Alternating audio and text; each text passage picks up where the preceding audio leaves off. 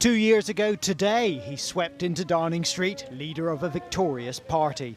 But his role leading last year's Christmas quiz has raised new questions about the Prime Minister's tenure. A leaked image shows he was online, but with 2 members of staff beside him. Others were said to have gathered in teams at a time when non-work gatherings were banned. The Cabinet Secretary is investigating, but the PM says he's in the clear. I can tell you once again that I certainly broke no rules. All that is being looked into, but if I may respectfully say to you, I do think that when you look at, and of course all that must be properly gone into, and you'll be hearing from the Cabinet Secretary about it. The Prime Minister's words, "I broke no rules," sounding slightly different from last week's defence, "No rules were broken." He is facing a difficult few days.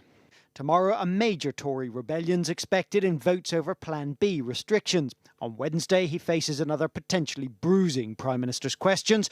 On Thursday, a large Tory majority looks under threat in the North Shropshire by-election, with the result coming on Friday. And at some point, the Standards Advisor Lord Geit will publish new findings on the funding of the Downing Street flat, and the Cabinet Secretary, Simon Case, will report on all those alleged parties.